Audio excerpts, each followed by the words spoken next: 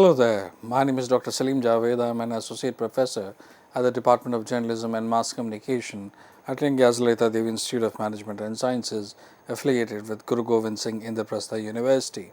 We have been talking about how distribution in cinema started and how it changed the very nature of cinema as we know it. We are talking about the initial stages, initial years when cinema came into being. You know, the films of Lumiere, the films of the very early prominent films. We have not reached up till here to Griffith or Charlie Chaplin. So we are technically talking about the period before these legends. We are talking about the trip to the moon, Gardner's gardening, arrival of the train, and we are talking about from 1895 to almost 1910, 12, before the First World War, and what were the changes that were, observed during this time. Were the film production system was the way we know it today? What changes, what stages it has gone through, before as we know it today? Now, if you remember, we have been talking about how this entire system took a shape of business. In the early 1900, the first film Lumiere Brothers 1895. So, in the early 1900s, especially around 1908, the American film industry began to take its modern form. Now, please understand that the first commercial exhibition of the film started in 1895 by Lumiere Brothers, and then a lot of people came into frame and they started showing what is known as actualities in different countries by using different projection methods and enticing the audience all around the world. But so by definition, technically, film, they started being made around 1900 in most of the countries as we know it today, be that US, be that France, Germany. There are some early examples in our country, India also. So, we are talking about that initial phase and what the industry as a system had to go through. What were the advantages of that time, what were the practices of that time. So, we will be observing all that. So, initially the traditional method of motion picture distribution had placed an economic burden on the theatre owners. Now, please understand that there is a camera manufacturer, I am talking about very initial stage. He or they make a film, there are exhibitors and they are showing the film. So, this is how it was going on from the very beginning. But interestingly, in 1903, Harry J. and Herbert Miles of San Francisco established a film exchange that brought print from producer and leased them to exhibitors for 25% of the purchase price. It was an immediate success. Now, I have already explained these points. The focus of this particular lecture is to let you know about MPPC.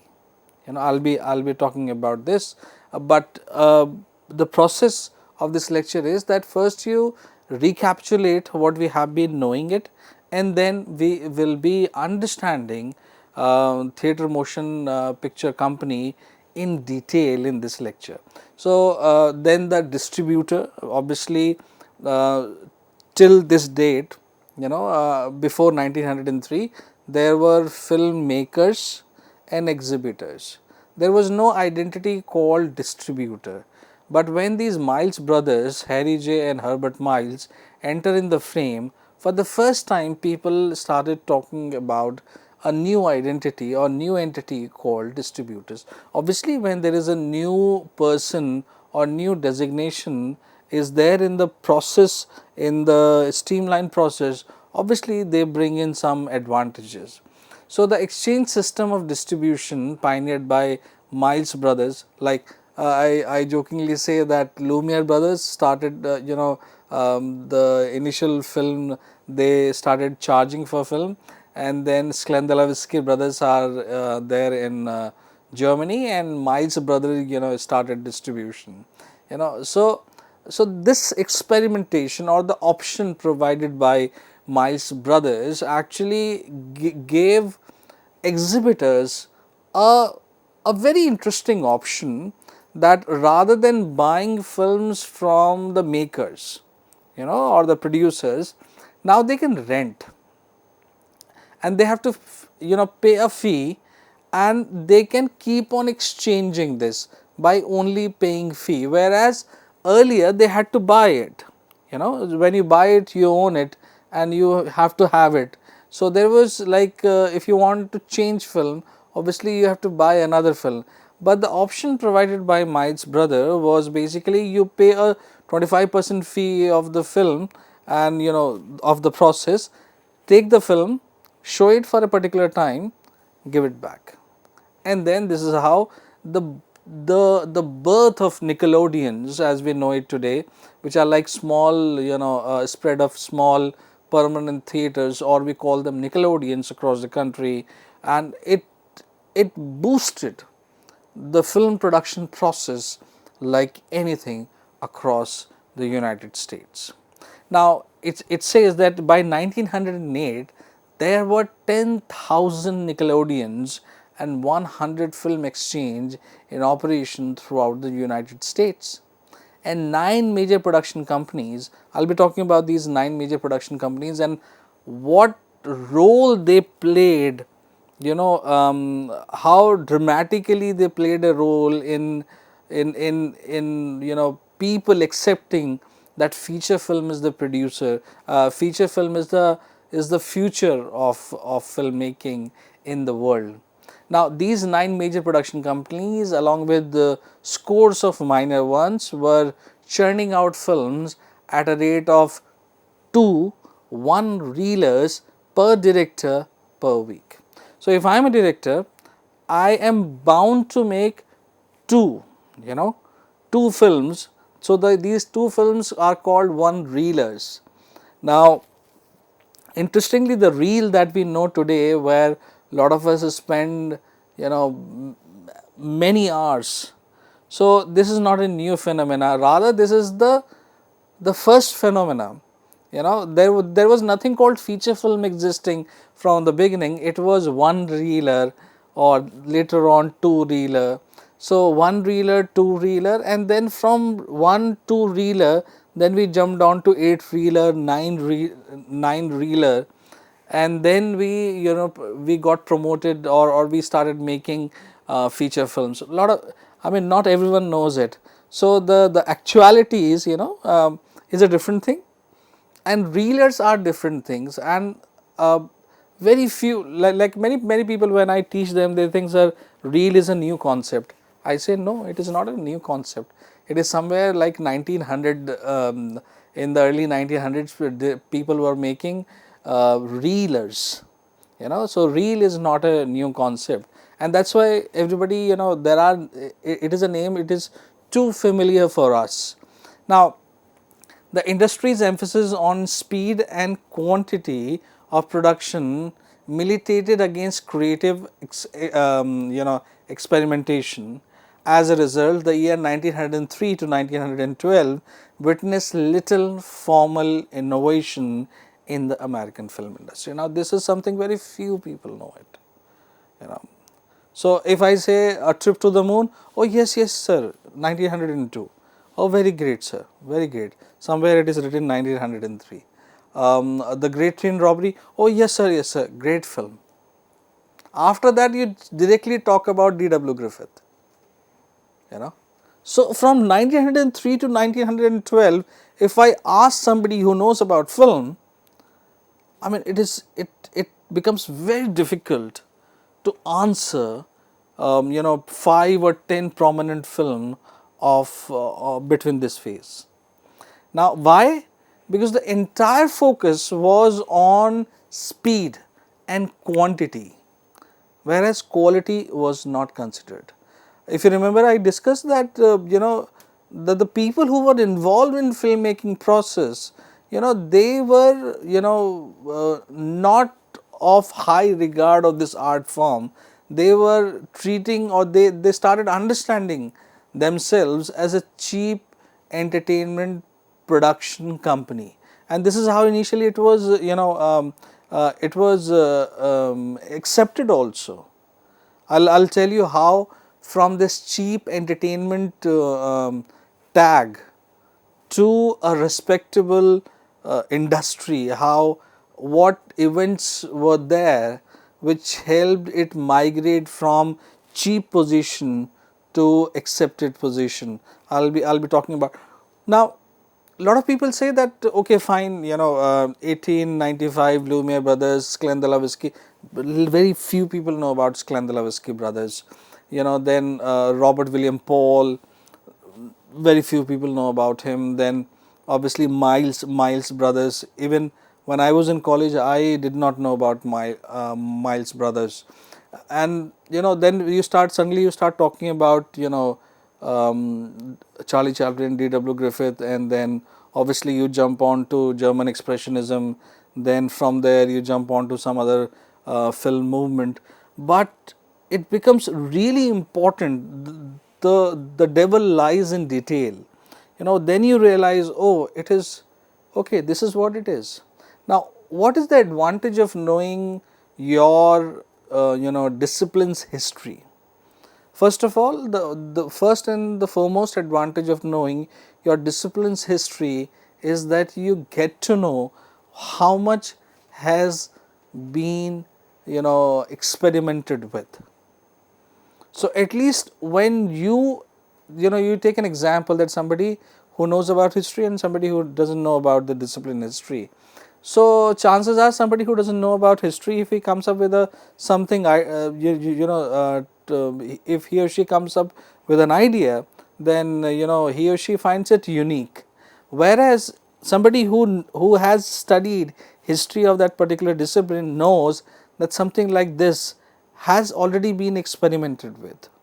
So you don't make a fool out of you, you don't cut a fool out of yourself, and it helps you put yourself in a very smarter way among your peers, or in the vicinity, or in the circle that you and I move. So knowing it is really, really important, that from 1903 to 1912, there are, if I ask somebody, trust me, very, very, very few people will be in a position to give me few names. Like everybody will say, okay, Salim sir, it's a trip to the moon. So if I know something little bit about it, so I'll say a trip to the sun also, 1907. Oh yes, yes, a trip to the sun by Lumiere brothers.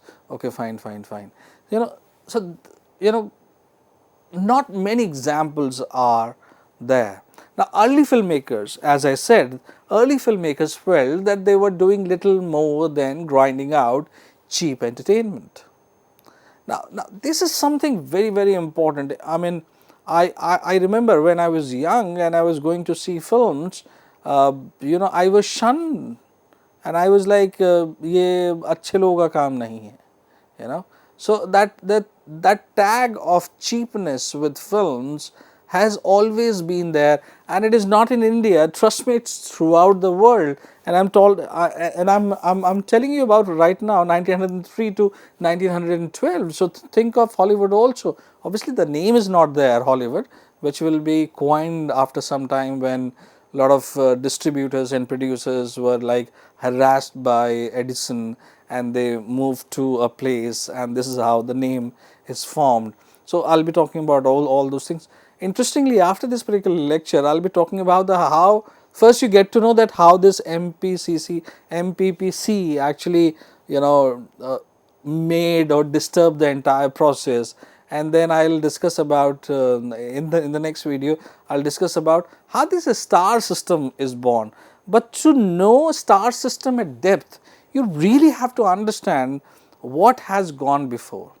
Now, so filmmakers or people, there till this point there were no directors, there were no cameramen, there were no sound recordists, there was a crew. Okay, आओ चलो मिलके film बनाते हैं, that sort of a thing. Okay, you are a person. Okay, you can make films. Okay, give me 2 films per week, 2 one-reelers per week.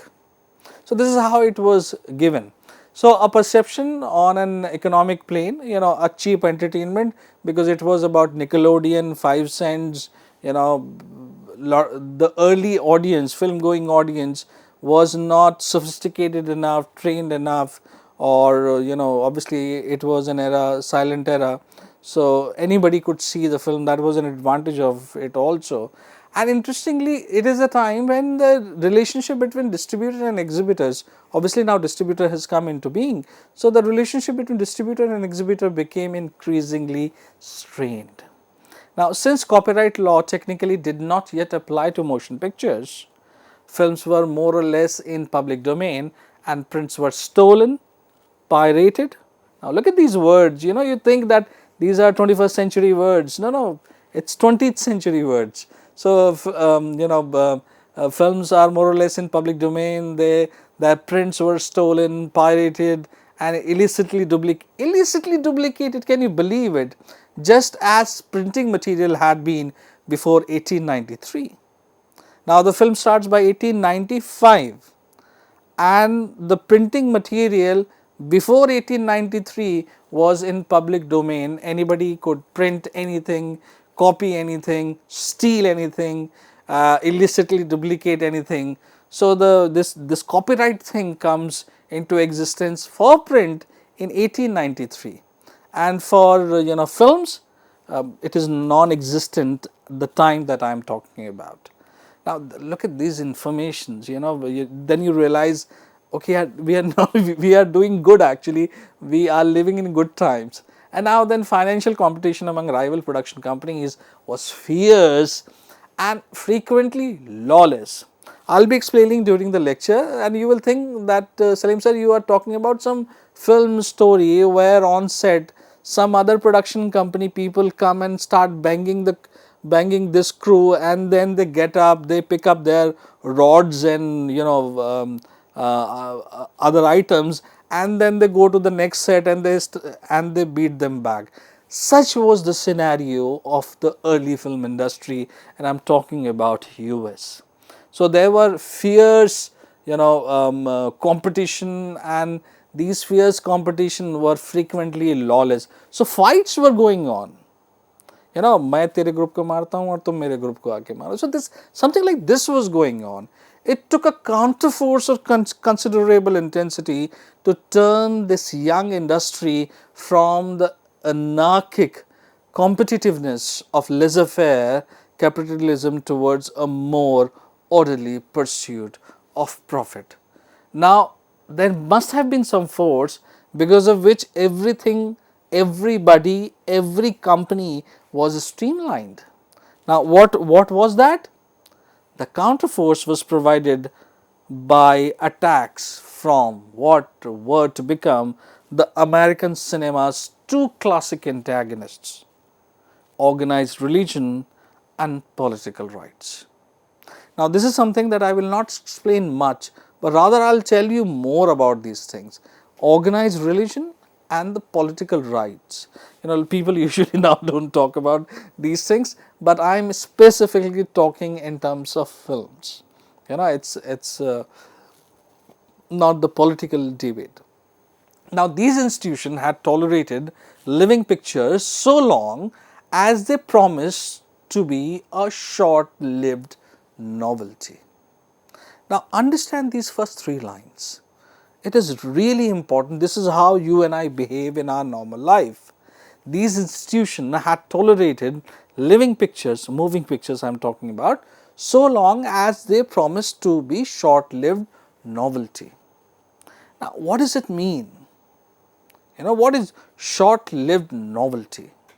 And why institutions like organized religion and politicians were tolerating it?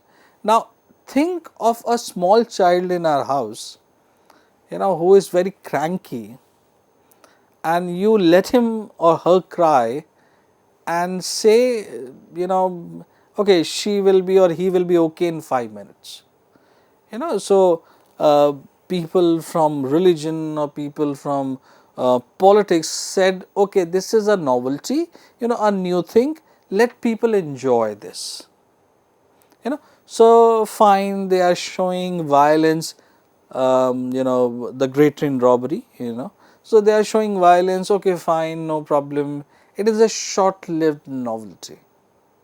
It's not going to survive much, so it's not going to affect much. So it is a short-lived, let people enjoy. And what kind of people are going to watch films? Those who were illiterate, those who were not sophisticated. And trust me, these are the factors which made it cheap also. I mean, no member from a affluent family was going to watch, films, in Nickelodeons. Obviously, there must have been very, but they were few. So the majority, the classification of audience, and the popularity of Nickelodeons and the price of the ticket, all concludes towards that it was not enjoyed by, then so called middle class or upper class till this point. Still, when it became clear that the cinema was well on its way to become a significant social and economic force. Doesn't matter you call it cheap, but that cheap has got money. Economic force in the nation, they took the offensive. Now, you really have to understand this from a business point of view. That think of products from China. I'm exactly, though I have read nothing about China, but I'm giving you an example, and I try you to understand how it works. As long as it is cheap, as long as it is available, as long as 20 रुपए की दीपावली की लड़ियाँ, as long as it is like that, it is fine. But suddenly when you realize, no, China is here to stay. So no, it is eating our business. Suddenly that 20 rupees, that frill which we use on Diwali, suddenly even that frill becomes a problem. Suddenly you become, you realize, okay, they are eating up our business. No, it is here to stay. And that is what exactly happened. As long as it was novelty, it was a short-lived novelty, fine. I mean, let people watch cinema. But when they realized, these two forces realized, okay, it is here to stay. It is going to eat from our share. Suddenly the game was changed. Now, in early 1907, for example, an editorial appeared in the conservative and influential Chicago Tribune, accusing the 5-cent theater, Nickelodeon that I am talking about, of ministering the low passion of children and being wholly vicious. Proper to suppress them at once, the editorial said, they cannot be defended. So they cannot be defended. They are serving to the lowest passion of children. They are wholly vicious. Proper suppression of them at once is required. Now think of the strongness of the language with which they have started, criticizing this novelty which they were thinking to be short-lived, but now it is there to stay. They are hopelessly bad. Statement like this about film has been written about. Initially, this debate touched on the ancient question posed in Plato's Republic regarding the states of right to impose censorship. Now, sometimes you let the problem from their perspective grow, then you come in place to solve that problem. When you realize that problem has become bigger than you, then you start sulking about it. This is how world works even today. However, the art form of film, which communicate directly with the sense through moving photographic images, complicates this issue more than perhaps any other medium in Western culture or in Indian culture for that matter. For the Tribune and its supporters, there was little complexity in their stance. Now, suppose you talk about some other form, you can criticize. It may fade away also. Mostly it happens with fashion, by the way, in today's time. Maybe it happens with some trend. Trends are fags. They come and go. But filmmaking was not a fag. I'll be talking about it as the invention of television and the programs that were made on television, and how television became a problem for film industry, as today film is a problem for established systems like circus, theatres, and they are coming through politicians and organized religion. So same thing, you are new, you are becoming popular, old system will definitely turn against you. I am technically telling you about the central theme of a lot of places. Now, between 1907 to 1909, it became common for ministers, businessmen, and politicians across the country to denounce movies as corruptions of youth and theatre to public and a threat to public morality. Yet the basis of the opposition may have been less about ideology and more about economics. A film quickly emerged as a major entertainment industry. It posed a significant threat to the substantial revenue generated by churches, salons, and these vaudeville theatres nationwide. And the situation was not unlike the sudden emergence, I mean, as I said about television. So right now the old system versus film, and later on, and interestingly, the system became about films and television, and I will be talking about MPPC, which means Motion Picture Patent Company, or the MPPC. Thank you very much.